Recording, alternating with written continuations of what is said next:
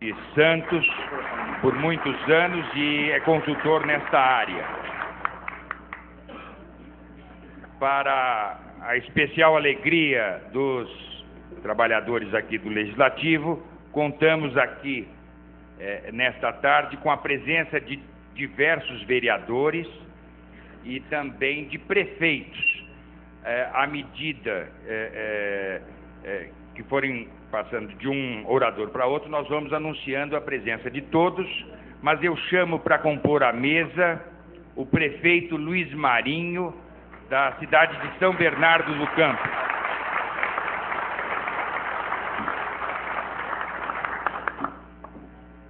Anuncio que estão presentes também o prefeito de Suzano, Marcelo Cândido,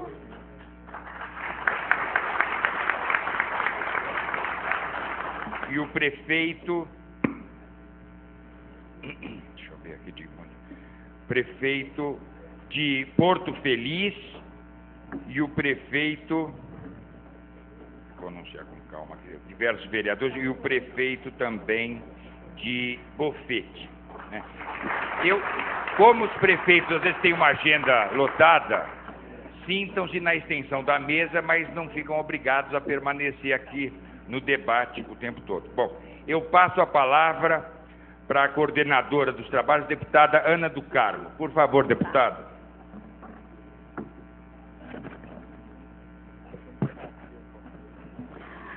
Eu quero abrir os trabalhos aqui dessa audiência pública, audiência que discute o plano estadual de prevenção de riscos, né, e a mesa aqui que foi composta. Eu quero agradecer a todos aqui presentes, né, por ter atendido o nosso convite, começando pelo prefeito, companheiro Luiz Marinho, o Celso Carvalho, representando o Ministério das Cidades, Eduardo Soares Macedo, do IPT, Fernando Nogueira, né, também geólogo, que está aqui também, veio participar desse debate, dessa audiência pública, né?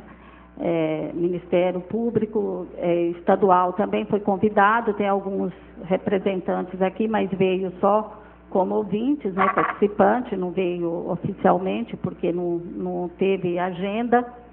E quero aqui também cumprimentar o nosso líder, companheiro Antônio Mentor, que está aqui presente, nos prestigiando, que tem horário, né, Mentor, para sair, porque tem o Colégio de Líderes, que é agora às 2h30. Então, eu vou começar aqui a nossa audiência pública, passando a palavra para o Mentor, que é o nosso líder, né, para falar um pouco aqui das dificuldades que a gente tem para derrubar esse veto deste projeto, que é um projeto muito importante para o Estado de São Paulo.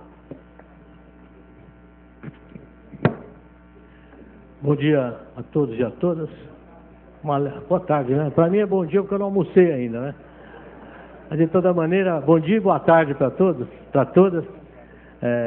Uma alegria poder estar aqui ao lado da minha companheira Ana do Carmo. Por muitas razões. Primeira, porque trata-se de uma companheira guerreira, ousada, que tem apresentado nesta Assembleia Legislativa projetos de grande envergadura e tem feito uma disputa fortíssima com a base aliada do governo, que tem impedido a evolução dos nossos projetos, das nossas propostas, como é o caso deste projeto de lei de grande alcance social e que, lamentavelmente, foi vetado, aprovado por essa casa, foi vetado pela insensibilidade do governador José Serra. Quero saudar o Celso, o Eduardo e o Fernando, que compõem a nossa mesa, dizer da importância da presença dos técnicos do Ministério das Cidades, do IPT, enfim, técnicos que têm uma grande contribuição a dar ao nosso debate. E quero fazer aqui uma homenagem especial à capacidade e à percepção que alguns prefeitos do Estado de São Paulo têm em relação a esta questão das áreas de risco no nosso Estado. É muito ruim quando nós assistimos nas televisões, nos rádios, nos jornais, notícias de catástrofes que acontecem por falta de zelo, de cuidado, de prevenção das áreas de risco. E aí são graves prejuízos materiais e insuperáveis danos à vida. Insuperáveis. Imaginem só que nós já assistimos muitas e muitas vezes, deputada Ana do Carmo, a tragédia do marido que chegou do trabalho e viu a sua casa, sua família, mulher e filhos, todas soterrados embaixo de escombros por falta do cuidado, do zelo das autoridades. E aqui, nessa tarde hoje, nós temos, eu sei que existem muitos outros prefeitos que têm também esse cuidado, mas hoje 3 estão aqui presentes, demonstrando a sua atenção, a sua preocupação com essa questão. O prefeito Torão de Bofete, o prefeito Marcelo Cândido de Suzano e à mesa o prefeito Luiz Marinho. É um gesto, Marinho, importantíssimo a presença sua e dos demais prefeitos e vereadores nesta audiência pública. Uma demonstração de que para vocês esse é um tema que não mereceria veto. Ao contrário, mereceria uma atenção muito, muito, muito especial. E eu queria concluir, deputada Ana do Carmo, além de parabenizar vivamente a sua iniciativa, festejar com você esse projeto, dizer da nossa disposição em combater o veto. Combater duramente o veto do governador José Serra ao seu projeto. Por quê? Porque além de elogiar o projeto, além de dizer da necessidade e da importância do projeto, nas razões do veto, ele tem a capacidade de elogiar o projeto, dizer que é importante, que é necessário, que é fundamental. No entanto, veta. E, ao vetar, poderia o governador José Serra dizer, olha, deputada Ana do Carmo, eu vou vetar o seu projeto por razões constitucionais. Porém, eu vou enviar imediatamente um outro projeto de igual teor ou semelhante para substituir a sua iniciativa. Mas quero dar o crédito à deputada, quero que a deputada seja coautora do nosso projeto, porque é importante, porque é necessário. Não fez isso. Apenas vetou, disse que as razões do veto são absolutamente insustentáveis e não fez um gesto sequer no sentido de mandar alguma coisa que pudesse substituir a sua iniciativa. Portanto, minha companheira, minha querida companheira, deputada Ana do Carmo, conheço a sua luta, a sua trajetória, a sua biografia e sei dos seus compromissos com a população da região do ABC e do estado de São Paulo. Quero que você conte comigo, sempre. Daqui para frente nós vamos lutar e vamos derrubar esse veto do governador José Serra.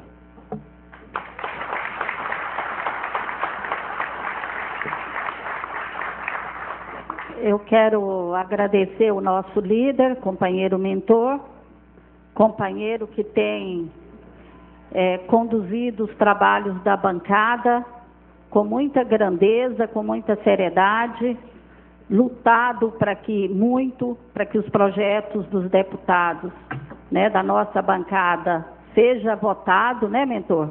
Não é fácil, porque é uma bancada de 19 deputados contra 74, né? Mas é um líder guerreiro que defende, né, a bancada para que aprove os projetos da bancada, né? Então, obrigado pela tua presença. Sei que você tem compromisso, mas a hora que você terminar lá a reunião do Colégio de Líderes, pode voltar para cá para participar conosco, porque vai terminar às 17h30, né? E no final a gente vai tirar um encaminhamento dessa audiência aqui para levar aos líderes dos partidos para que nos ajude para que esse veto seja derrubado, né, aqui, vetado, e a lei seja sancionada para que possa, de fato, ter o levantamento e o conhecimento do que se tem no estado de São Paulo de risco. Tá bom? Agradeço muito e você está livre para poder sair, porque sei do seu compromisso.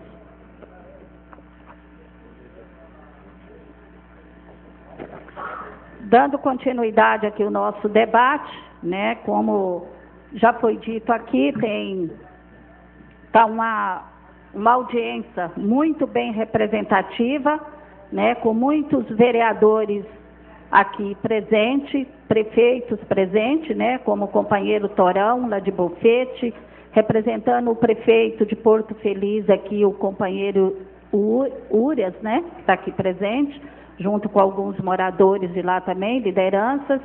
Tem vários vereadores aqui presentes, né, que depois eu vou aqui anunciar o nome, né. Tem aqui também o secretário de obras da Prefeitura de São Bernardo, companheiro Toninho, Zé Roberto, né, representando aqui também a Secretaria de Habitação da nossa cidade, né, e o nosso prefeito, o companheiro Luiz Marinho, que é um companheiro que quero aqui dizer para os companheiros, amigos, prefeitos, vereadores aqui da cidade do estado de São Paulo, que São Bernardo, graças à luta do nosso prefeito, em tão pouco tempo, a gente já tem lá um conhecimento de quantas áreas de risco tem, e houve um trabalho de prevenção para que não houvesse mortes, né, para que as pessoas não perdessem as suas casas e a sua vida lá no nosso município, né, graças à luta, o esforço do governo.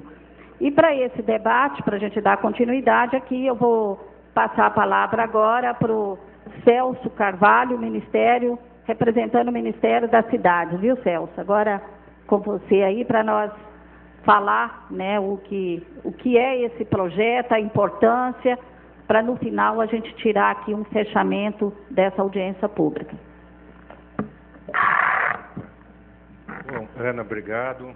Companheiros, companheiras, é um prazer muito grande estar aqui, ser convidado para participar desse debate na Assembleia Legislativa de São Paulo e a oportunidade de trazer para o debate uma prestação de contas sobre o que o governo federal está fazendo na questão de prevenção de riscos.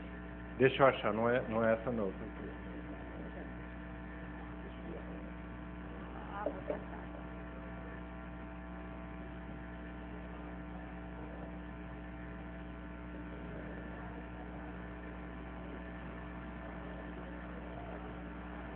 Tem aqui? Bom, então enquanto ele acha aqui, só queria colocar, assim, de uma forma geral, como é que é a nossa visão do governo federal, né, sobre a questão de risco. Em 2003, né, o primeiro ato do governo Lula, do presidente Lula, foi criar o Ministério da Cidade. Criar um ministério para apoiar os municípios a fazerem a política urbana, porque pela Constituição, a política urbana é uma competência do município. E dentro da política urbana, que significa saneamento, habitação, transporte, tem alguns municípios que têm um problema especial no país, que é o problema do risco. Esses poucos municípios, mas municípios importantes, em que mora muita gente, devem ter uma política de prevenção de risco dentro das suas políticas urbanas. Essa política de prevenção de risco, que deve ser feita pelo município, o governo federal construiu um programa para apoiar os municípios a desenvolver essa política, que é essa ação de apoio à prevenção e erradicação de riscos, que é coordenado pela Secretaria de Programas Urbanos do Ministério da Cidade. Próximo. Essa ação, ela foi criada com um diagnóstico, o principal diagnóstico, né? Os deslizamentos em encostas no Brasil, eles se devem a dois fatores. Tem um fator geológico, natural, que é o fato de chuvas e áreas de grande declividade, e tem um fator que é social, que são os assentamentos precários. No Brasil, mesmo quando a gente tem áreas de grande declividade, se existe toda a infraestrutura urbana, o risco é muito pequeno. O problema é quando você tem áreas de grandes declividades e áreas que têm carência de infraestrutura, que são os assentamentos precários. Próximo.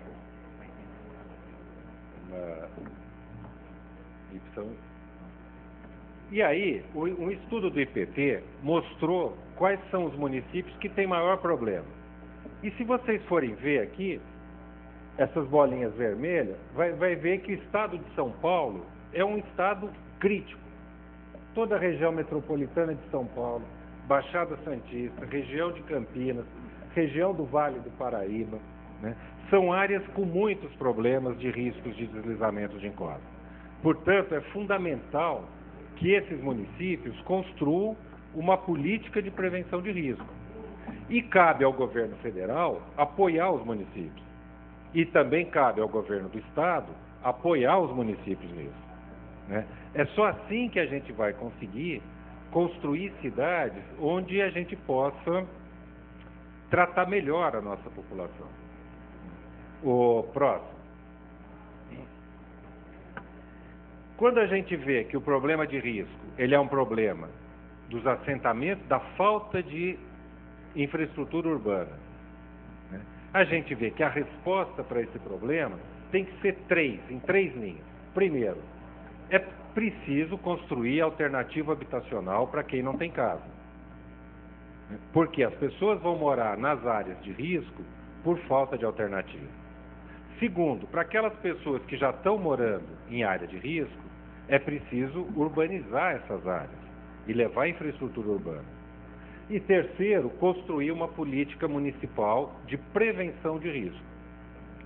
O governo federal, na primeira linha, né, colocou o programa Minha Casa Minha Vida, com a proposta de, até o fim desse ano, começar a construção de 1 milhão de moradias para famílias de baixa renda. Na segunda área, urbanização de favelas, no âmbito do PAC, nós estamos investindo 18 bilhões de reais para a urbanização de favela, e no PAC 2 está previsto 35 bilhões de reais para continuar com esse processo. E no campo da política municipal de prevenção de riscos, além de ajudar os municípios a montarem uma política, o governo federal está propondo no PAC 2 investir 11 bilhões de reais em obras de prevenção de risco. Né? É assim que a gente está apoiando os municípios para superar esse problema. Próximo.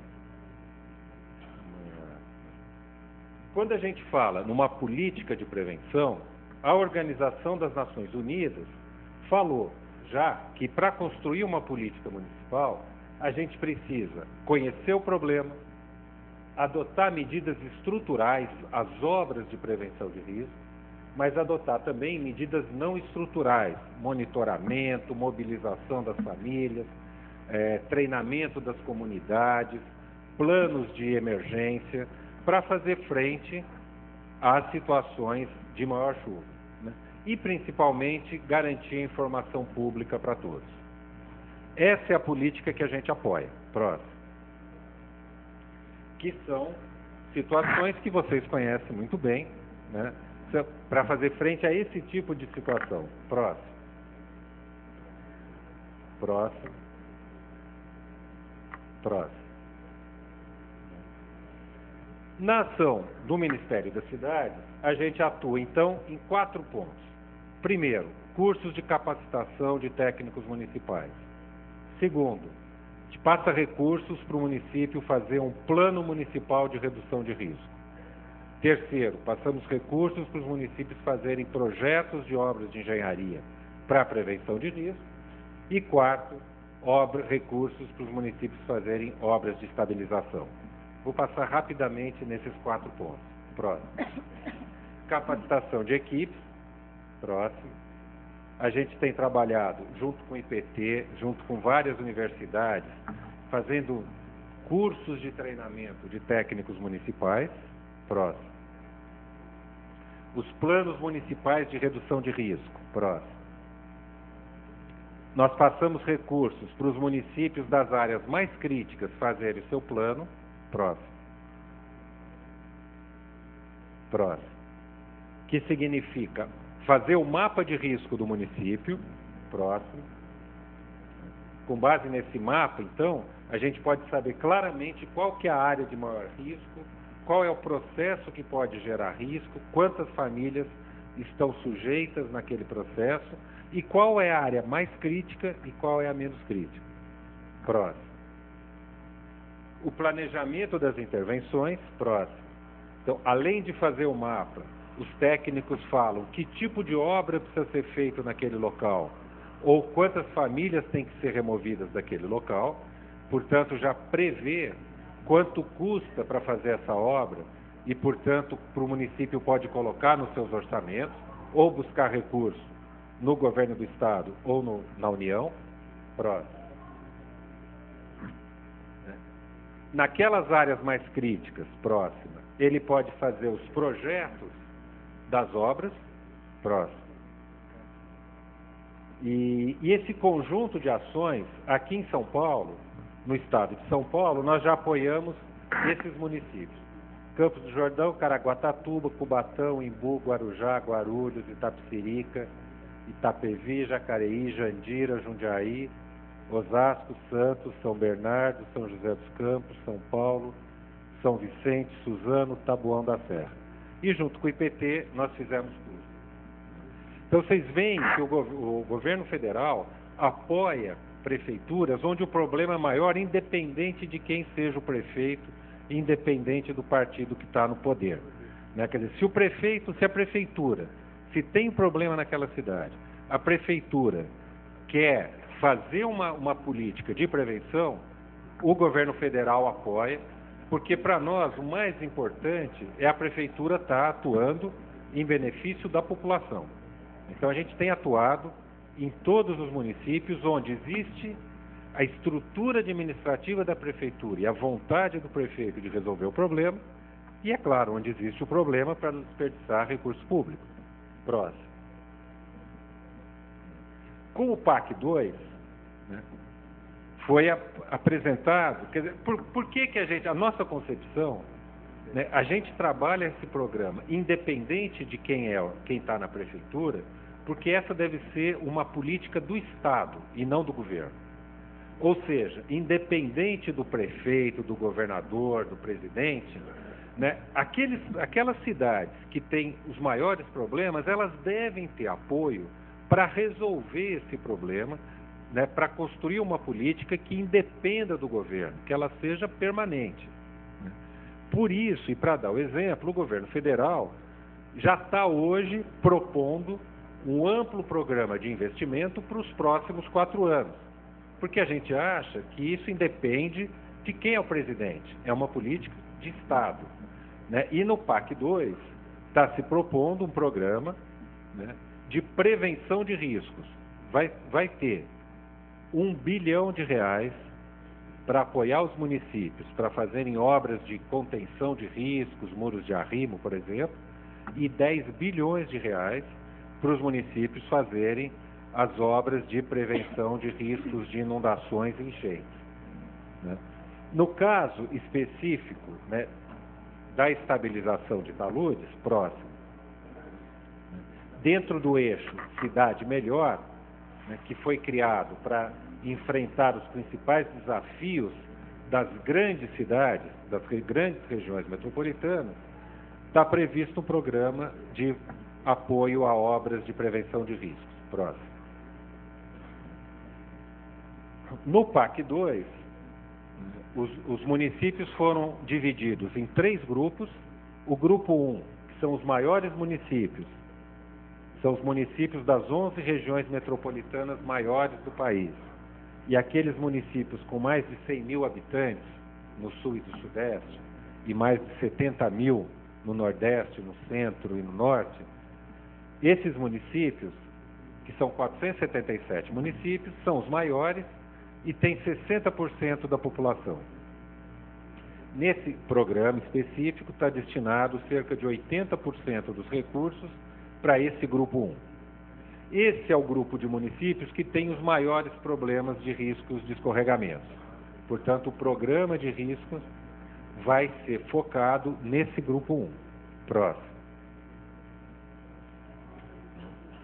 Como eu disse, vamos ter 10 bilhões de reais para drenagem, 1 bilhão para contenção de encostas, próximo.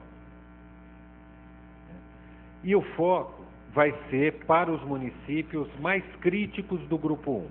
Então, são aqueles municípios onde já existe um histórico de acidentes graves, com mortes. Então, no primeiro momento, vão ser privilegiados 99 municípios desse grupo, que são os municípios onde o problema é mais grave, né?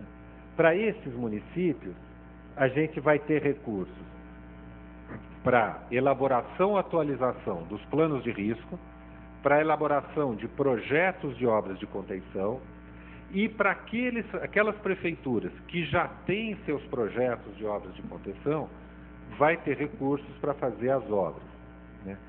O que vai ser exigido da prefeitura? Né? Vai ter uma contrapartida só. Né? A prefeitura tem que implantar uma política de gerenciamento de risco. Não basta só fazer obra. A prefeitura vai ter que manter o seu mapa de risco atualizado, vai ter que ter o monitoramento das áreas de risco, vai ter que mobilizar as comunidades, treiná-las, para que saibam do perigo e que possam se defender no perigo, e tem que implantar planos de contingência, planos de emergência para as épocas mais chuvosas. Então, aquelas prefeituras, né, que se comprometerem ou que já têm implantado um programa de prevenção de risco, né, vão ter recursos do governo federal para fazer as obras necessárias para melhorar substancialmente a condição de segurança em todo o seu município. Próximo. Companheiros, era isso que eu queria trazer para o debate, né, tanto para prestar contas do que o governo federal está fazendo, quanto para ouvir críticas e sugestões, para a gente poder melhorar os programas lá em Brasília. Obrigado.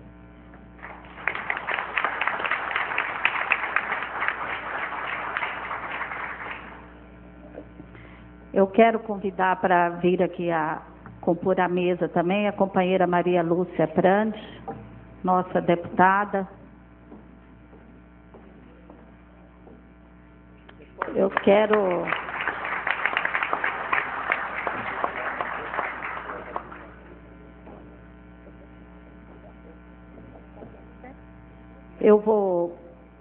quero aqui agradecer, desejar aos Celso, né? Foi uma explicação muito importante, né? Mostrou que o governo federal está fazendo a sua parte, né? Agora cabe aos municípios, o Estado, né? No caso nosso aqui, o Estado de São Paulo, fazer a sua parte, né? Então, o governo federal tem tomado ações e liberado recurso que já nunca visto, né? Nunca aconteceu no Brasil, né? E aqui no Estado de São Paulo também. Agora eu vou passar a palavra aqui para o Eduardo Soares de Macedo, do IPT. É um instituto muito bem conceituado, que tem, né, técnicos de trabalho muito importante nessa área, para nos ajudar aqui nesse debate.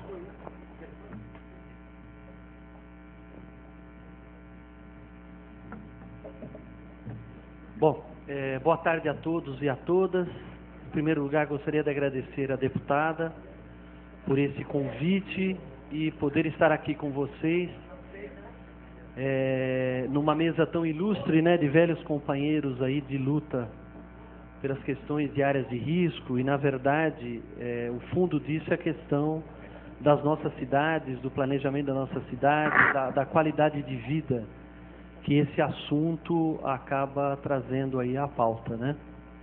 Eu fiz uma pequena apresentação que já está embaixo, viu, Celso? Está ali embaixo já, Eduardo Macedo ali, ó, lá no... Clica ali.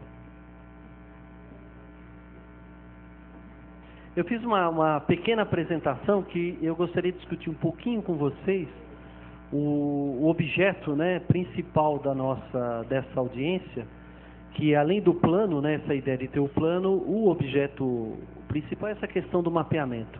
Eu ando muito por aí, né, por tudo quanto é cidades aí brasileiras, e a gente tem trabalhado bastante nesses quase 30 anos que eu milito nessa área, e há um pouquinho menos de tempo, né? O Fernando está dizendo aqui que é mais novo do que eu, mas não é verdade não, viu? E o que nós temos visto por aí, em geral, tem muita gente que olha e fala assim, escuta, mas para que você fica fazendo mapa de área de risco? A área de risco é moleza, você chega lá, bate o olho nela, tira todo mundo e resolveu o problema, né? Ou então a pessoa diz assim, olha, você vai lá na área, tá com umas obras lá, faz uns muros, toca umas canalizações lá, asfalta a rua das pessoas lá, dá um jeito e está liquidada, a área já ficou bonita, ficou lindo, né? Então, em geral, as pessoas acham que a área de risco resolve tirando todo mundo, que é a primeira ideia, né? A população em geral acha, tira todo mundo. O que esse cara está fazendo morando lá nesse morro, né? O que ele está morando na beira do rio, né? Está fazendo o quê? Quem que mandou ele lá, né? Então, ou a outra vertente que é taca a obra aí que resolve qualquer negócio, né? É moleza.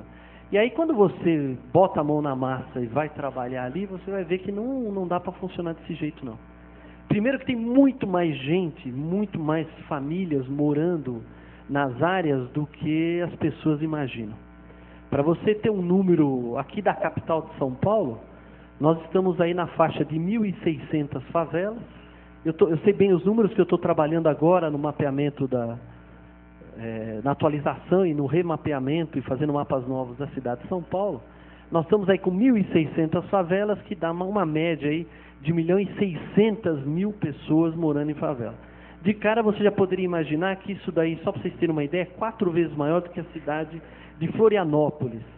Então dá para pensar aí, vamos imaginar que o sujeito resolva tirar todo mundo, e ele vai colocar onde? 4 cidades do tamanho de Florianópolis na cidade de São Paulo, mesmo na metropolitana, né? Então imaginar, tira um monte de gente dos lugares e imaginam que as pessoas depois moram no ar, né? Sei lá onde é que vão, onde é que a gente vai simplesmente arrumar lugar para todo mundo. Então a ideia sempre, e o Celso mostrou aqui, quando ele menciona para onde o Ministério destina os seus recursos, né? Ele falou bastante, precisamos fazer obra, precisamos recuperar a área, precisamos tirar pessoas das áreas e precisamos evitar que essas áreas se formem. Então daí vem a história do mapeamento. Então para que a gente mapeia, afinal de contas? E é um pouquinho da história que eu quero contar, porque isso é a base do projeto da senhora deputada, né? Que é a ideia de fazer os mapas do Estado de São Paulo. E eu vou mostrar para vocês que sem o mapa a gente não vai para frente. Sem o mapa, eu costumo dizer que o mapa, fazer o mapeamento é como ir ao médico. Você vai no médico doente, você olha bem para a cara do médico, ele olha para você e ele te pergunta, o que você tem? Aí você explica e ele tenta descobrir ali, matar, né? Pensando ali com os conhecimentos que ele tem, ele tenta descobrir o que você tem, afinal de contas, para te dar o remédio certo. Ou seja, a primeira coisa que o médico faz antes de dar o remédio para você é fazer o seu mapeamento. Ele tenta descobrir o que você tem, qual é o seu problema, qual é o tamanho dele, exatamente por que você está ficando doente. E é isso que é o mapeamento. Eu vou mostrar isso um pouquinho para vocês rapidamente aqui. Então vamos lá. Então olha, só um pouquinho de cenário para vocês entenderem a importância de trabalhar isso. Nós estamos atrasados mais de 100 anos nessa história. A primeira favela brasileira já fez 100 anos, há 10 anos atrás, que foi o Morro da Providência, né? Que era o Morro da Favela do Rio de Janeiro. Mais de 100 anos com essa história, nós já estamos atrasados com essa história, com esse negócio. Veja aqui, nós temos uma crise econômica, uma crise social que vem de século, e nós estamos aí batalhando muitíssimo para resolvê-la, né? Temos uma política habitacional para baixa renda que historicamente foi muito ineficiente.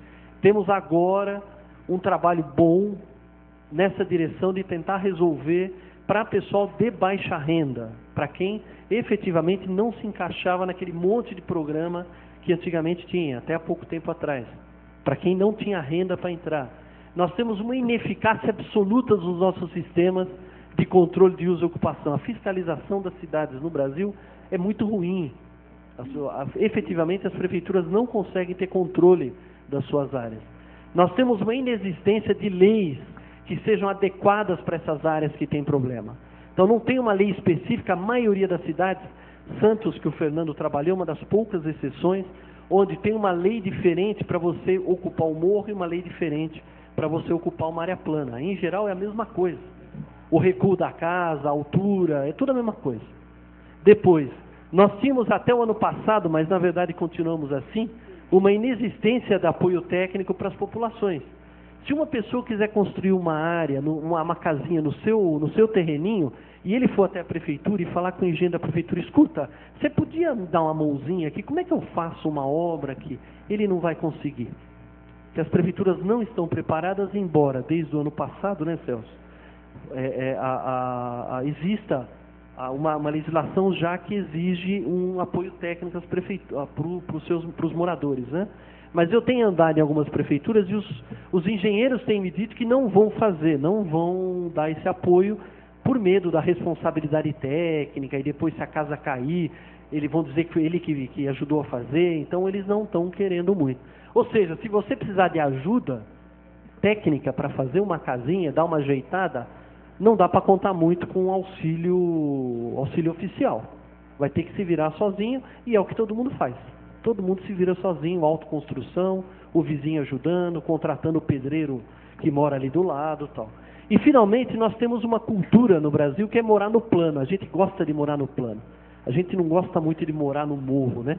Todo mundo quando chega no morro, a primeira coisa que faz é fazer um corte bem legal no morro, pega a terra lá de trás, joga na frente, fica tudo planinho, aí ele bota a casa em cima. Essa é uma cultura que a gente tem, né?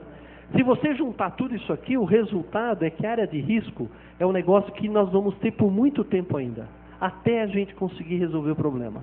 E isso passa por um monte de coisas, como, por exemplo, emprego, renda, cultura, habitação, ou seja, vai demorar para a gente resolver. E aí precisa botar muito dinheiro nessa história, não é pouco, é muito dinheiro. Então, essa é a primeira ideia aqui. A área de risco vai ter por muito tempo e se a gente não cuidar, vai aumentar mais ainda. Vamos em frente. A gente trabalha, o Celso já apresentou isso, porque nós temos um trabalho junto, o IPT, ao Ministério das Cidades, também as equipes que o Fernando tem trabalhado, e muita gente por aí, nós seguimos esse sistema, né, que a ONU propôs, né, que é identificar o risco, analisar, propor medidas, estar preparado para as emergências e informar a população, formar pessoas dentro da prefeitura. Vamos lá. Pode ser a próxima. Bom, por que a gente trabalha? Porque deslizamentos é possível você prever que ele vai acontecer, você consegue saber onde é mais provável você ter um deslizamento, e é possível também você saber quando vai ter. Então você tem que acompanhar as chuvas, você tem que fazer os mapas, você tem que conhecer muito bem a sua área. Se você conhece muito bem, é possível você fazer prevenção. Pode ser com obra, pode ser com defesa civil, mas aquele número de pessoas que o Celso mostrou que morreram de 1988 a 2009, estava lá 1985, né, Celso? Pessoas? Mais ou menos, né? Aquilo é 2009, vocês podem botar 280 pessoas que morreram nesses 4 primeiros meses. É o maior número de mortos por deslizamento desde 1988, desde quando nós começamos a contar. Só nos primeiros 4 meses, e nem entrou a chuva ainda no Nordeste brasileiro. A primeira chuvinha que deu em Salvador matou 6, semana retrasada. Então preparem-se que nós vamos ver muita notícia no Jornal Nacional ainda de morte por deslizamento esse ano. Próximo. Bom, o que a gente tem como solução? Eu tenho 3 caminhos sempre para seguir. E aí entra, a hora que vou colocar os caminhos, vocês vão ver que tem tudo a ver com os programas do Ministério. Primeiro, eu tenho que reduzir ou minimizar problema. Segundo, eu tenho que evitar que as áreas se formem. E terceiro, eu tenho que conviver com esse problema enquanto eu não resolvo. Vou passar rapidinho cada um deles? Por que eu tenho que eliminar ou reduzir os problemas? Porque efetivamente áreas de risco existem aos montes, né? Para todo lugar. A população corre um alto risco de morte mesmo quem mora nessas áreas. Principalmente nas áreas que são de mais alto risco dentro das essas próprias comunidades, né? E nós temos uma perda econômica e patrimonial grande. Então, quando uma pessoa perde uma casa numa área dessa, ela perde anos e anos de trabalho dele. Ninguém que mora numa área dessa construiu a casa de um mês para cá. Tem gente que passou 10, 15, 20 anos fazendo ali os seus 2 quartos, sala e cozinha. E a pessoa perde absolutamente tudo, né? O que a gente tem como solução? Em geral, é obra. E aí tem o programa do Ministério para obras e os programas por aí também de obras. Pode fazer obra de contenção, as obras em geral, fazer muro, drenagem nas áreas. Pode urbanizar as áreas e, efetivamente, você pode tirar moradias e tirar a população também. Pode fazer demolições e colocar a população em outro lugar quando você não tem outra solução. Sempre a solução de retirar o morador é uma solução extrema sempre. É aquela que você faz quando não dá tempo ou quando você não tem como resolver com obra aquele lugar. Mas quando dá para resolver com obra e você tem dinheiro para fazer, o ideal é isso, manter as pessoas morando nos seus bairros, nas suas ruas, com a sua vizinhança. Para fazer isso, eu preciso conhecer muito bem as áreas. Eu preciso conhecer em detalhe onde é que está a área ruim, onde está a área boa, onde dá para eu arrumar. E aí eu preciso fazer um mapeamento de risco. Se eu não fizer o mapeamento, eu não sei nada da área. Como é que eu escolho entre uma área no bairro tal e no outro bairro? Qual delas eu trabalho primeiro? Eu preciso conhecer as áreas, eu preciso botar no papel, olhar e falar, essa aqui é prioridade em cima dessa aqui. Essa eu vou fazer isso e aquela eu vou fazer aquele outro negócio. Preciso mapear as áreas. Então, de cara, tem área armada lá, eu tenho área que existe, preciso mapear para poder conhecer. Daí vem a importância do projeto da deputada. Vamos ver a outra forma, então. Essa era para acabar com o problema. Vamos ver agora, se eu não tiver o problema, mas eu estou cheio de área vazia no município. Cheio não, né? Nenhum município hoje está cheio de área vazia. Mas eu tenho terrenos vazios ainda. E eu tenho uma pressão para ocupar. Tem gente precisando morar, tem gente chegando de fora, as áreas estão crescendo, as pessoas vão... Tem invasão ou não, mas as pessoas precisam morar em algum lugar. O que eu preciso? Eu preciso ter planejamento urbano. Eu preciso ter mapas que me digam, por exemplo, que aquela área é uma área boa para ocupar ou que aquela área é uma porcaria de ser ocupada. Eu preciso ter sistemas, como por exemplo o plano diretor que diga, olha, esse trecho aqui nós não vamos ocupar, nós vamos ocupar aquele outro lado ali. Eu preciso ter preciso ter leis que me digam o que eu posso fazer naquela área, né, que está vazia. E eu preciso finalmente de fiscalização. Aquelas áreas que não podem ser ocupadas, que não dá para ocupar, eu tenho que fiscalizar. Eu não tenho outra alternativa. Ou é isso ou a cidade vai ficar coalhada de áreas de risco, de áreas irregulares, o que você quiser. E aí, o que eu tenho que fazer? Eu tenho que mapear todos esses terrenos. E, novamente, eu preciso mapear as áreas. Eu preciso conhecer esses terrenos, saber para que eles servem, como é que eu posso ocupar, como é que eu posso fazer isso de uma forma tecnicamente, socialmente, financeiramente decente, né? E vamos, então, no terceiro. Bom, eu tenho o seguinte problema. Pode passar o próximo, Celso? Só que não é possível resolver todos os problemas rapidamente. A gente sabe disso. Quer dizer, por exemplo, eu pego São Paulo com 1.500 favelas, está na cara que eu vou levar décadas para resolver 1.500 áreas. Então eu tenho que conviver com esse problema. E a população vai continuar em risco em um monte dessas áreas. Então como é que eu faço para conviver? Em geral, eu tenho que trabalhar com defesa civil. Então, sistemas muito bem montados de defesa civil. A gente, infelizmente, tem uma cultura no Brasil, e a gente está se tentando mudar isso, que é aquela defesa civil que chega sempre depois, né, para tirar o morto de lá, ajudar o bombeiro, leva a cesta básica, passa a mão na cabeça do morador, chora com ele, dá colchão e arruma um lugar para ele. Isso aí nós estamos tentando acabar com isso. A defesa civil tem que se antecipar a isso. Para isso daí tem assistente social, tem bombeiro, não é a defesa civil. E para isso tem que ter planos de defesa civil, tem que pensar em atenção integral ao cidadão, pensar que o cidadão, quando a casa dele cai, ele não precisa só de um colchão e de uma cesta básica. Ele precisa até de um rumo novo na vida dele. Às vezes eu tenho que até arrumar um emprego novo para ele, num outro lugar que eu colocá-lo para trabalhar. Ele precisa de atendimento até psicológico para poder se reestabelecer. Foi falado, por exemplo, o deputado mentor mencionou a pessoa que chega em casa e encontra a família toda morta. Quer dizer, essa pessoa, não adianta você dar uma cesta básica e um colchão para ele dormir lá. Essa pessoa tem que passar por um tratamento médico, por um atendimento de primeira, que é a questão da atenção integral ao cidadão e do atendimento humanitário à população.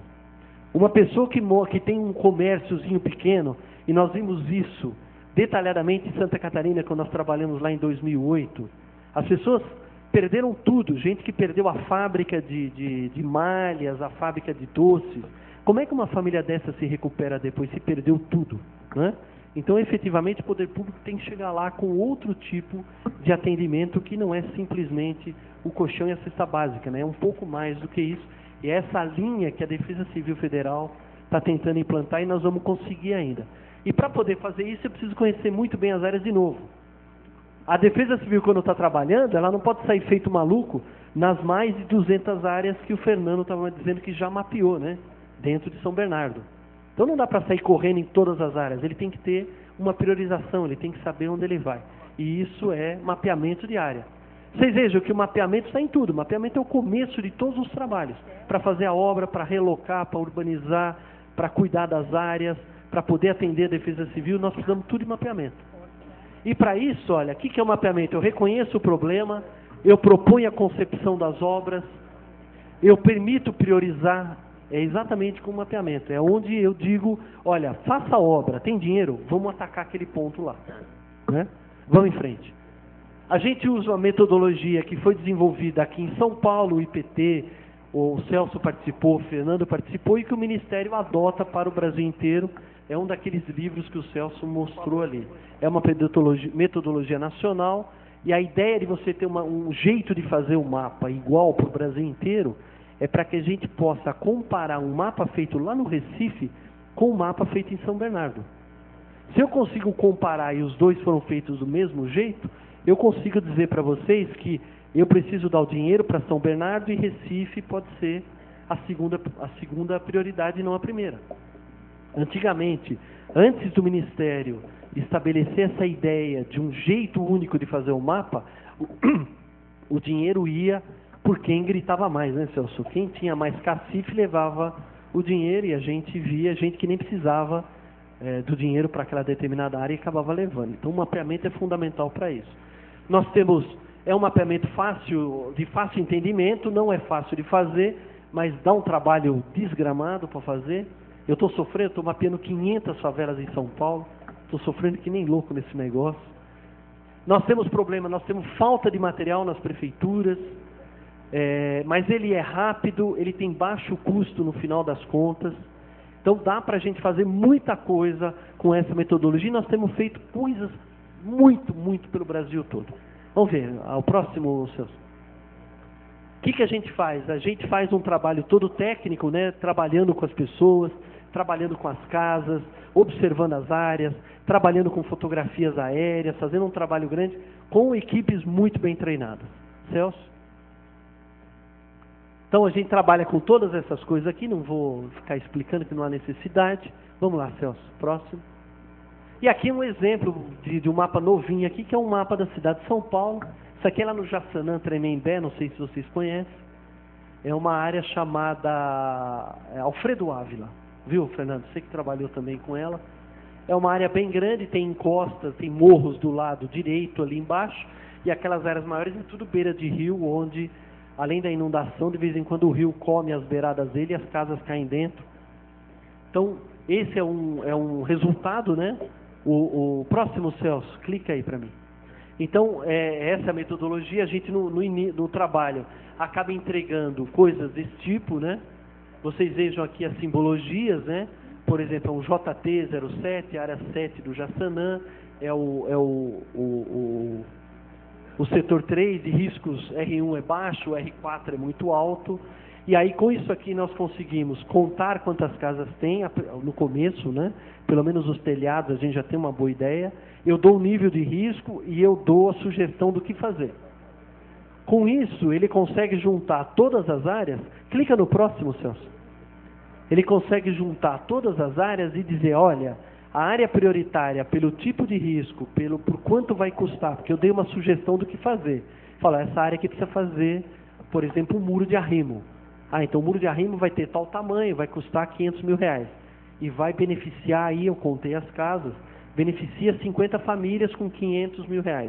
Então uma média, por exemplo, R$10 mil por família. O outro lá vai custar R$1 milhão para menos família, R$50 mil. Então, é o mesmo nível de risco? É o R4? Então vamos colocar dinheiro naquele que beneficia mais gente com menos dinheiro rapidamente para a gente resolver Então essa é uma ideia, para isso que servem os mapas. E aí está o fundamental da proposta da deputada. Quer dizer, o Estado de São Paulo efetivamente precisa largar na frente. Quer dizer, nós estamos atrasados muitos anos nessa história. Eu sou um paulistano aqui, nasci em São Paulo, criado, estudei aqui tudo. Eu me sinto constrangido, essa é a palavra, eu me sinto constrangido quando eu vejo uma favela, daquelas favelas horríveis mesmo que tem em São Paulo, e mais ainda, deputada, quando morre gente. E eu me sinto constrangido porque eu mostrei aqui para vocês, o Celso já falou com vocês, a gente sabe fazer um mapa, quer dizer, eu consigo descobrir onde estão as áreas. Eu consigo fazer os projetos que o Celso mostrou aqui, eu já fiz tantos projetos. Eu sei onde estão as áreas, eu sei fazer o projeto, eu sei fazer defesa civil, tem muita gente boa em defesa civil aqui em São Paulo. Eu sei fazer fiscalização, a gente sabe trabalhar com isso, a gente consegue ter as pessoas, eu consigo urbanizar. Pô, eu sei fazer tudo, e por que morre gente então? Qual a explicação que eu dou para você? Eu me sinto constrangido de não ter explicação de por que morre gente. No final, a única explicação que me sobra é que não é prioridade. Não é? Então, eu estou bastante satisfeito, já estava acompanhando, já estou acompanhando o trabalho que a Prefeitura de São Bernardo está fazendo, prefeito. E hoje, conversando um pouco com os colegas de São Bernardo, o Marcos, o Bom Giovanni e o Fernando aqui, que me falaram dos primeiros resultados, né, da retirada de 1.100 famílias, né, Fernando? O que é uma retirada enorme, é de uma coragem enorme, prefeito. Tirar 1.100 famílias, colocar nos programas de assistência a aluguel social e colocar nos sistemas de moradias, né, à espera das moradias. 1.100 famílias não é 5 pessoas, não, né? É um monte de gente. Não é fácil fazer isso, né? Precisa ter colocado isso como uma prioridade de verdade dentro do município e colocar dinheiro para fazer isso. Infelizmente, eu espero que isso não aconteça em São Bernardo, espero que isso tenha uma continuidade, né? Porque infelizmente a gente sabe que às vezes troca um governante preocupado, entra outro com outras ideias, e às vezes até para que não dá o braço a torcer, acaba até terminando com coisas muito boas. Nós temos um exemplo no Brasil, nós conhecemos bem, nós três aqui, que é Belo Horizonte. Belo Horizonte é uma cidade que está indo para o 4º ou 5º governo que tem a mesma direção de trabalho, e lá nós temos um trabalho exemplar, e eu e o Celso temos isso de cadeira, que a gente começou a trabalhar com eles em 1992, 93, quer dizer, 94, quando eles começaram, nós começamos trabalhando com eles, e até hoje eles fazem um trabalho de primeira linha, simplesmente porque é prioridade da administração. Eles colocaram verba, botaram gente para fazer e decidiram que em Belo Horizonte não ia morrer mais gente por coisas que a gente consegue resolver. Então essa é uma mensagem que eu tenho para vocês. Estaria à disposição aqui. Gostaria finalmente de parabenizar a deputada. Vamos ver o que a gente consegue, né, deputada, com a pressão legítima da sociedade, reverter o veto do governador, aperfeiçoando inclusive, né, porque uma coisa que o deputado José Mentor falou é que não precisa ser esse daqui, né? Pode apresentar outro, né? Não tem problema, apresenta outro que tenha melhor qualidade, né? Tudo pode ser melhorado nessa vida, né? Então melhora então e reapresenta, não tem problema. Ninguém é ciumento das suas coisas quando é para o bem público. Obrigado.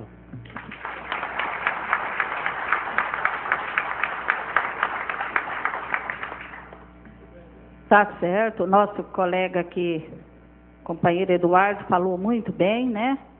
Falou tudo que é necessário falar mesmo, porque a verdade é essa, né? Eles não apresentam alternativa e já outros projetos aqui foram aprovados, né, por um acordo, né, com emenda aglutinativa, né, Zé Roberto? Com as emendas da nossa bancada, a gente abriu mão da nossa autoria para que o projeto fosse aprovado, mas aprovado de uma forma que atendesse a população do Estado de São Paulo, né? Que é a lei específica da Billigs. A mesma coisa é esse projeto. O nosso líder tem chamado a responsabilidade no Colégio de Líderes para que possa ter uma alternativa, um projeto alternativo. Não precisa ser da autoria da Ana do Carmo, mas precisa ter esse compromisso e esse projeto aprovado, né? Porque é muito importante. Agora eu vou passar para fazer suas explicações, a sua fala, o nosso prefeito, o companheiro Luiz Marinho.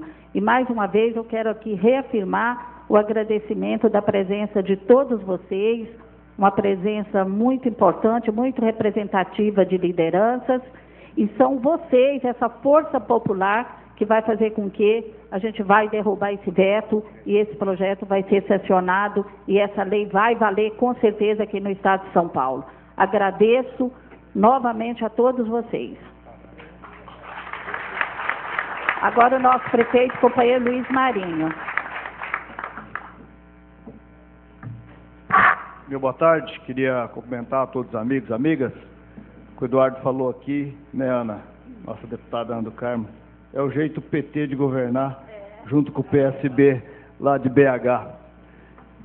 Queria cumprimentar a Ana do Carmo, nossa deputada, dizer que, Ana, parabéns pela iniciativa do debate, da audiência, e parabéns pela iniciativa do projeto. Esse é um projeto que, independente se o governador, se a Assembleia derruba o veto do governador ou não, é um debate que se inicia, que eu creio que dará uma construção de uma consciência no estado de São Paulo, da classe política e de todos que trabalham em torno dos projetos habitacionais, das condições de vida do nosso estado, e vai seguramente trilhar aí um caminho que vai surtir fruto. Espero que possa atingir este objetivo. Quero cumprimentar os nossos amigos aqui da mesa, né, o Celso, do Ministério das Cidades, que é um grande parceiro aí nessa empreitada de melhorar as condições de vida das cidades brasileiras. Temos aí trabalhado bastante junto com a nossa equipe. O Eduardo Macedo mostrou que tem muito conhecimento disso e tem colaborado com esse debate das cidades. O Fernando Nogueira, que, na verdade, esse debate nós começamos lá em São Bernardo, né, Fernando, antes de eu tomar posse, porque eu tinha um registro de memória que me traumatizava e me traumatiza muito, que são as tragédias que acontecem nas cidades, né, deputada Maria Lúcia Prandi? Porque em São Bernardo mesmo, em 2005, teve lá um deslizamento onde morreram 8 pessoas, e eu dizia, olha, nós precisamos antecipar esses fatos para não permitir que ocorra em São Bernardo, porque estava previsto as chuvas. Hoje já é até possível prever se vai chover muito ou não, né? Portanto, é possível prever se pode haver deslizamento ou não. Não dá para impedir as chuvas, não dá para impedir os deslizamentos, mas dá para impedir a ocorrência com as pessoas. Aproveito para comentar o Luiz Bongiovanni, que coordena a nossa Defesa Civil lá, junto com o Marquinhos, que está aqui, não é? E Zé Roberto também, que é dirigente lá da nossa Secretaria de Habitação. Nossa Defesa Civil é composta de várias secretarias lá, comentar o Toninho Lanchonete, nosso secretário de Obras, o Ramiro Meves, nosso prefeito lá do Rugi Ramos, comentar o prefeito Torão, que está aqui participando desse debate, comentar todos os nossos vereadores aqui, em nome do Dorival Andrade, que é presidente da Câmara da Cidade de Óleo, comentar todos os vereadores presentes. Quero comentar todos amigos e amigas e conversar um pouquinho sobre essa questão aqui. São Bernardo, na verdade, eu tenho dito que é uma grande cidade com grandes e graves problemas, né? Nós, infelizmente, o retrato que foi falado da ausência de planejamento de cidade, de estado, tal, São Bernardo também é vítima disso. Em grande parte, as cidades que têm grandes problemas com área de risco é porque a ausência do planejamento, a ausência da fiscalização, ela foi ocupada de forma desordenada e muitas vezes estimulada por autoridades públicas, né? Muitas vezes estimulada por prefeitos do passado, por vereadores, por políticos, e não é somente a ausência da possibilidade de onde morar, né? Mas também a combinação do passado de uma falta de visão, falta de consciência muitas vezes, e a ausência de investimento na construção da habitação popular, né? Isso também é uma grande verdade e que nós precisamos, né, ao fazer o registro, buscar planejar a solução dos problemas, porque não adianta dizer, olha, teve oportunismo, não teve oportunismo, mas isso não resolve a questão. Nós precisamos responder às questões que estão colocadas, né? Nós temos na cidade 259 áreas de riscos, 259 áreas irregulares na cidade. Dessas, 93 áreas de riscos. Nada disso estava mapeado antes da gente chegar ao governo, né? Nada disso tinha, nós não tínhamos um registro lá, tantas áreas regulares, tantas áreas de risco, tais problemas, mapeamento desse processo. Nós iniciamos isso ainda na transição. No início, ganhamos as eleições, bom, como fazer a transição? Perguntamos para a gestão anterior, tem isso? Não, não tem. Tem isso? Não, não tem. Bom, então precisamos fazer.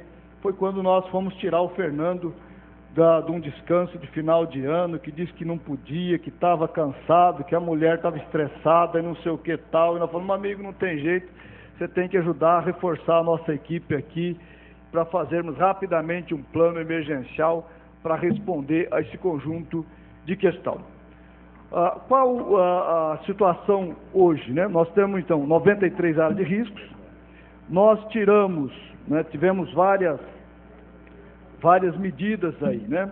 Para enfrentar isso, nós organizamos as ações em duas estratégias básicas aí, medidas estruturais, para enfrentar as causas de riscos, e medidas emergenciais e organização da cidade para lidar e conviver, como foi dito aqui pelo Eduardo muito bem, conviver com o risco enquanto ele não for eliminado, porque você não elimina uma situação de risco de uma hora para outra, né? É possível ir eliminando, ter um plano de eliminação de risco, é possível mitigar, é possível eliminar, é possível diminuir, tem área que dá para eliminar, tem área que não dá para eliminar, mas dá para criar uma situação de segurança. Eu, quando ainda em campanha, disse, uma das ações que necessitamos de fazer na cidade é um plano que trabalha a eliminação do risco. O pessoal falou, Luiz Marinho, você está louco? Falar em eliminar áreas de risco, isso não dá para fazer em 4 anos. Mas isso eu não estou falando de resolver isso em 4 anos. Eu estou dizendo que a cidade necessita de um plano, que nós precisamos planejar em quanto tempo de investimento contínuo, como prioridade, conforme foi dito pelo Eduardo, pelo Celso, o que nós possamos resolver essa questão, né? E esse mapeamento ele tem que ser contínuo e atualizado, né? Como que nós damos um processo de monitoramento em todas as áreas que tem alguma situação de risco para impedir que as pessoas venham a ser vítima de um eventual deslizamento, de um eventual enchente, de uma eventual catástrofe maior, né? Então, não é possível eliminar a possibilidade de chuva em excesso, não é possível evitar eventual deslizamento, mas é possível antever a isso e impedir que as pessoas morram. 17 de março do ano passado, nós tivemos nesse dia um deslizamento de 18, no mesmo dia, 18 moradias, certo, Luiz? 18 moradias. Felizmente, pelas ações que nós tomamos antes de tomar posse, não tivemos nenhuma morte o ano passado. Esse ano, nós tivemos, né, chuva em excesso, não é possível dizer que teve em excesso de chuva esse ano, né? Mas nós tiramos janeiro, fevereiro e março, 1.138 famílias, remanejamos. Tivemos uma morte. Uma morte porque, na hora da operação Sai de Casa, uma família não acreditou muito e driblou a Defesa Civil, voltou à meia-noite, às 4 da manhã, veio deslizamento, veio a falecer uma mocinha, uma menina de 11 anos. Não fosse isso, não teríamos tido nenhuma morte.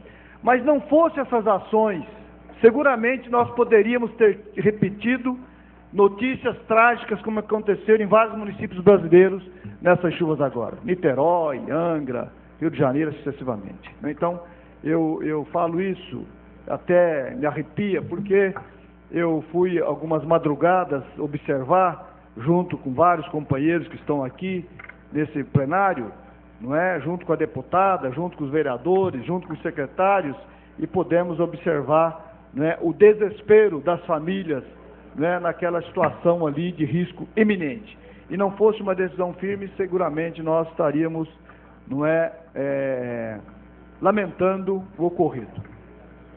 Na política de habitação, determinei que a questão das áreas de risco fosse uma prioridade e assim está sendo seguido à risca.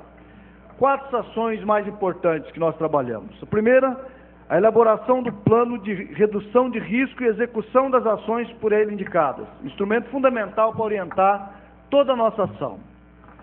A segunda, estabelecimento de um sistema de monitoramento dos riscos mapeados em parceria com a Defesa Civil e várias áreas da gestão da cidade e o envolvimento da comunidade através dos núcleos de defesa civil. Porque o envolvimento da comunidade, o envolvimento das famílias, o envolvimento da população que reside nessas áreas é fundamental para, de fato, ter um bom atingimento aí das metas. Terceiro, remoção emergencial e preventiva das famílias mapeadas pelo Plano Municipal de Redução de Riscos. Mapeamento de risco 1, risco 2, risco 3, risco 4. Risco 1, risco 2, risco 3 é possível, eventualmente, com obras pontuais, diminuir, minimizar. Risco 3, muitas vezes, evolui para risco 4, ou é possível, se você fez obra a tempo, evitar que evolua para o risco 4. Risco 4, tira da casa. Tira e bota abaixo esse barraco, essa residência, essa casa, porque deixar de pé é a possibilidade de ser reocupado, e a possibilidade de ser reocupado é a possibilidade de um desastre no dia seguinte ou na próxima chuva. Então, essa foi a determinação, né? Mas, prefeito, está doido, mas quantas casas vamos tirar? Quantas forem necessárias. Essas pessoas são removidas e vão para o renda-abrigo. Hoje nós temos 2.693 famílias no renda-abrigo. Recebe lá R$ 315 por família para poder ajudar a pagar o aluguel. Fui muito pressionado para aumentar o renda-abrigo. Desde o primeiro dia de governo, disse, não terá aumento do renda-abrigo. Porque eu não desejo que as famílias que vão para o renda-abrigo fiquem satisfeitas em estar no renda-abrigo. É um sacrifício da sociedade, da comunidade, do município, e é um sacrifício das famílias em estarem no renda-abrigo. O que nós desejamos é o quarto ponto, que é a viabilização de empreendimentos de produção habitacional para remoção efetiva dessas famílias que estavam em situação de risco. Então, esse é o plano que nós estamos trabalhando. Nesse sentido, hoje nós temos 11 projetos em desenvolvimento, uns já em construção, outros em contratação, a partir do PAC. Nós temos, nesses 11 projetos, 5.196 unidades contratadas, onde as primeiras unidades nós vamos entregar agora em setembro deste ano, se Deus quiser, né? Menos de 2 anos de governo, vamos começar a entregar as primeiras unidades habitacionais desses programas, graças ao forte programa do PAC do governo do presidente Lula. Não fosse isso, nós não teríamos essa condição, evidentemente. Então, isso é muito importante. Mais 2 projetos que estão em análise do Minha Casa Minha Vida, porque somente essas 5.196 unidades não seria possível de resolver, né? Porque nós temos, além dessas 2.693 famílias hoje no renda-abrigo, você tem tantas outras famílias também nas áreas de risco que nós estamos monitorando e que são as famílias que estão eleitas para essas ações aí. Na política de saneamento ambiental, nós temos um conjunto de ações do Programa Municipal de Drenagem Urbana, que é outra discussão que é necessária para melhorar a condição e eliminar as áreas de risco da cidade, que deve repercutir de forma significativa na redução das enchentes. Várias obras de canalização e drenagem contratadas ou em contratação. Já contratadas, Ribeirão dos Couros, com suas marginais, aqui tem drenagem e tem viário. Córrego Mininha Colina, que combina urbanização, além da drenagem do córrego. Córrego Alvarenga, que também combina urbanização. Córrego Kleiser, Córrego Silvina e Córrego Linha Camargo, que combina viário e combina também urbanização. E elaboração de projetos para captação de recursos junto ao PAC 2. Nós, amanhã, temos uma sessão lá com o governo, em discussão inicial aí do PAC 2, mas Córrego Saracantã, drenagem do centro, Vivaldi, Córrego Ipiranga no Ruge Ramos, Jordanópolis, Demarque. Isso aqui são obras caríssimas, né? Muitas vezes os técnicos que até vergonha de falar para o prefeito quanto custa uma obra dessa, porque esse conjunto de obras aqui custa mais de R$1 bilhão, isso é a verdade, está certo? Então o técnico fica até assim, fala ou não fala para o prefeito, o que ele vai falar, a hora que falar que é necessário isso para resolver de fato o problema. E o presidente Lula tem nos dito, é preciso enfrentar os problemas do tamanho que eles são. Se tem um problema que ele é gigante e a gente não consegue resolver ele imediatamente, é preciso planejá-lo, a solução dele no tempo. Então aqui nós vamos apresentar ao governo federal, e se o governo do estado abrir linhas para isso, nós vamos apresentar ao governo do estado, dizendo, olha, a cidade de São Bernardo ajuda a formar o orçamento do estado da União e tem o direito de reivindicar investimentos, assim como toda e qualquer cidade do estado e do país. Mas é preciso que os entes, né, União e Estados, Estado de São Paulo no caso, façam um programa para valer em relação a isso, e nós temos, numa boa, aqui não tem posicionamento partidário, nós temos sentido a ausência do Estado em relação a esse debate para valer, para resolver o problema das cidades, que aliás, as cidades estão carregando um peso enorme, muitas vezes tarefa do Estado, as cidades estão carregando, como partilhar a responsabilidade com segurança, educação, saúde, várias questões aí que, a segurança, por exemplo, que é papel do Estado, na verdade está sobrando muito para os municípios, né? E aí falta para outras questões. Ações continuadas, como limpeza de bueiros, galerias, limpeza de assoreamento de rios e córregos e tudo mais, piscinões, né? E agora com licença ambiental, que a gente tem conseguido, né, Fernando? Então, um avanço aí nesse processo. Medidas emergenciais que foram tomadas para ampliar a eficiência do plano preventivo de defesa civil, neste ano 2010, a organização do plano preventivo e defesa civil, né, e o fortalecimento da defesa civil, que era um setor frágil da administração, que nós estamos fortalecendo a organização para poder enfrentar essas questões. A organização da ação de defesa civil em 5 frentes de operação com apoio de várias secretarias. Ação continuada de defesa civil, monitoramento e retirada de árvores, monitoramento da situação de drenagem e enchentes, vias e trânsitos, ações preventivas junto às áreas de moradias precárias e irregulares com situação de risco. Priorizar as ações nas áreas de moradia precárias e irregulares com situação de risco com a organização do Plano Municipal da Redução de Riscos. E aí foram organizadas 3 operações para analisar esses desastres. Operação Informar para Prevenir. Então, como envolver a comunidade nisso, como envolver as famílias. Operação Alerta Sai de Casa. Bom, choveu, está caindo o toró danado, você está monitorando, tem área de risco. Então, ali pode eventualmente evoluir para uma situação mais, né, de um risco maior. Então, vamos sair de casa, vamos para os abrigos provisórios para preservar a vida das pessoas. E operação preventiva de remoção de risco quando é enquadrado no risco 4, aí que eu disse, olha, tira, não tem jeito. Nesse sentido, nós tiramos as 1.138 famílias de janeiro, fevereiro e março, em 46 áreas onde foram identificados riscos graves de escorregamentos e pontualmente em situação de graves alagamentos. Então aqui, das 93 áreas que eu disse hoje, mapeada na cidade com área de risco, nós tiramos em 46 áreas essa quantidade de famílias. E continua o monitoramento, porque todas essas áreas a qualquer hora pode ter uma evolução. Os próximos passos para a manutenção da ação preventiva. Concluir o Plano Municipal de Redução de Riscos, executar obras de correção de riscos indicada pelo Plano Municipal de Redução de Riscos, monitoramento contínuo e fiscalização das áreas, remoção de novas moradias que venham a ser definidas e capacitação de técnicos do município. Organização e treinamento das comunidades situadas em área de risco e constituição dos NUDECs, os núcleos lá na moradia, lá na comunidade, em todas as áreas com situação de risco no município. E atualização permanente da Carta Geotécnica e da Carta de Risco da cidade, para que a gente possa ter o instrumento de monitoramento. E é muito importante que essa temática possa ser adotada em todo o Estado. E para isso é indispensável, viu, deputada, que seja dada prioridade política para esse tema nas 3 esferas do governo. Então é preciso que os municípios se envolvam, é preciso que o Estado se envolva, é possível que a União esteja presente. E nesse sentido, eu quero parabenizar aí o governo federal, viu, Celso, pela pela possibilidade dos parques, pela possibilidade de incluir no Parque 2 recursos destinados à redução de riscos combinado com a urbanização. Isso é muito importante para as cidades especialmente, mas creio que isso é uma chamada na responsabilidade para que os estados também envolvam.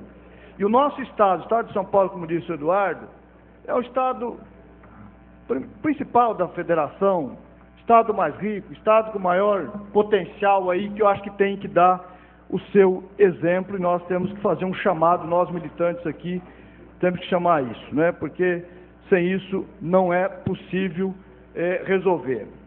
Por fim, quero deixar um registro aqui nessa casa.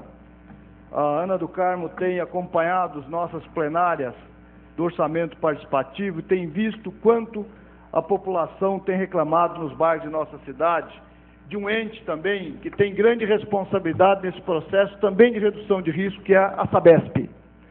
A Sabesp, ela tem em São Bernardo do Campo a responsabilidade do investimento na água e no tratamento de esgoto.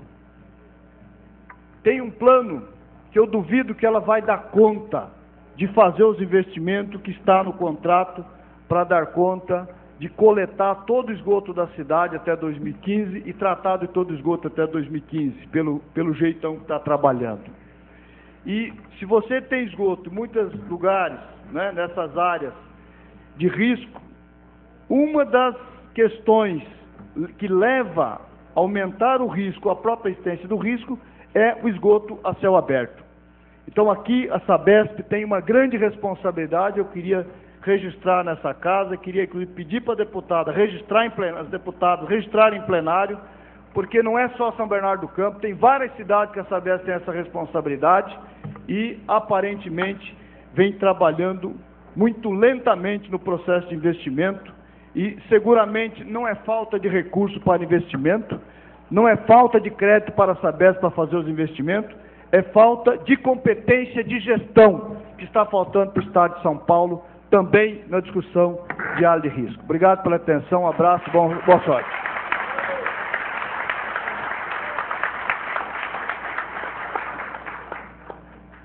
Eu vou passar a palavra agora para a deputada Maria Lúcia, para também dar o seu recadinho aqui breve para a população aqui presente.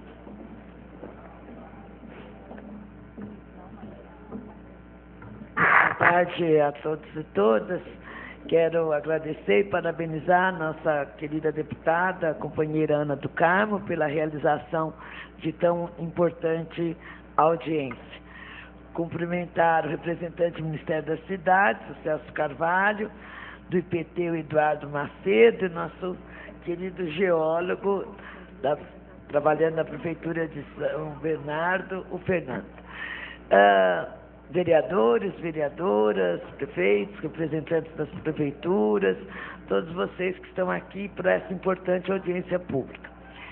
Eu queria pontuar 3 questões, né? Uma delas é justamente que nós temos que trabalhar com planejamento e sabermos que esses problemas são graves, são antigos, existem, e que não é possível que em pleno século XXI as pessoas ainda percam a vida, percam os seus bens, muitas vezes seus bens e a vida, por falta de uma prevenção ou de uma política pública, né, que elimine tantos problemas.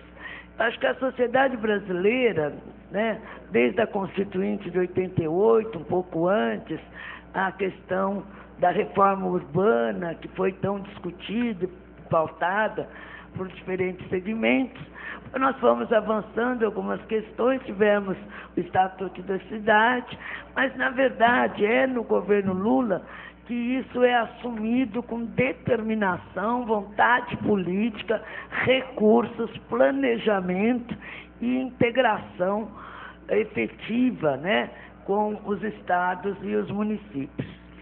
Eu deixei para cumprimentar agora o nosso querido prefeito Marinho, da cidade de São Bernardo, porque justamente isso, há tão pouco tempo que ele assumiu, e já tem o mapeamento, já tem o plano, já tem as ações e as metas a serem alcançadas. E é isso que tem que ser feito realmente. Também quero dizer, prefeito, que nós temos uma profunda ausência, assim, do governo estadual. E eu parabenizo os companheiros do PT, que são excelentes técnicos, mas que muitas vezes atuam numa solidão, porque nós aqui da Assembleia, bancada do Partido dos Trabalhadores, todos os anos tentamos colocar mais recursos, nós fazemos uma série de indicações, de requerimentos, pedindo mapeamentos, né? Não só onde há as moradias populares, mas também das estradas. Nós tivemos problemas seríssimos das estradas este ano. E eu moro numa área crítica, conforme foi apontado aqui, que é a região da Baixada Santista, né? E que eu queria dizer que é possível, porque nós tivemos na cidade de Santos algumas mortes, era quase comum, e algumas mortes em 1989, justamente quando o Fernando, a Cassandra, um grupo de geólogos, e com a vontade política de uma prefeitura administrada, né, pelo PT, se fez um mapeamento, se fez a contenção das encostas, se tomou uma série de providências, e desde lá, na cidade de Santos, nós não perdemos mais nenhuma vida, embora a gente fique sempre atento, né, preocupado com a manutenção. Perdemos vidas este ano na cidade de Guarujá, há problemas bastante sérios em outras cidades também, como Cubatão, mas graças à Defesa Civil e à agilidade, também mortes foram evitadas.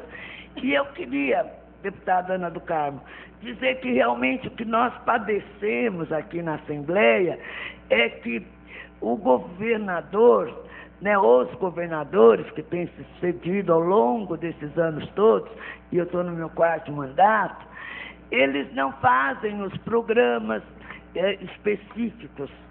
E quando o Legislativo toma a iniciativa, como fez a deputada Ana do Carmo, aí eles são vetados. Quer dizer, nós continuamos trabalhando sem uma programação, como foi dito pelo PT. Tem um mapeamento. Sim, isso é importantíssimo, a identificação. Sem isso não se começa. Agora, quais as metas a serem alcançadas, em quanto tempo, qual a quantidade de recursos que serão disponibilizados? Porque nós temos agora um outro fator, além dessa questão toda, dessas ocupações, dessas moradias em situação de risco, nós temos também um agravamento das condições climáticas do nosso planeta, que nós nem sabemos exatamente, né, quão profundo isto será. Já vimos este ano pelo excesso de chuvas, por tudo isso, né? Então é preciso rapidez, mais agilidade. E para encerrar, eu quero dizer que ontem na minha cidade, lá em Santos, teve um grande incêndio numa favela, graças a Deus sem mortes, mas as pessoas perdendo tudo. E eu fico me perguntando como que um projeto iniciado no ano de 1993, com recursos do Banco Mundial e depois com recursos do PAC, até hoje não foi finalizado. Então, por isso a importância de prefeituras assumirem, porque elas estão ali no dia a dia, elas têm a possibilidade de resolver numa profunda articulação, principalmente com a área federal, com recursos, etc. E, é claro, com a importância e necessidade também que tem que ter do governo do Estado. E eu encerro só para dizer um pouco da importância da participação da sociedade na defesa civil. Aquela defesa civil que é formada só pelo bombeiro, pela polícia militar, e que chama o presidente da Sociedade de Melhoramento para fazer uma reunião por ano, quando chama, ou só na época da crise, essa defesa civil não funciona. O que funciona é a defesa civil que passa a população também identificar os problemas, que ela passa a ser um agente para mudar as coisas, ela é a vizinha, ela tem a confiança do morador do lado para dizer, corre risco, vamos sair, como fazê-lo.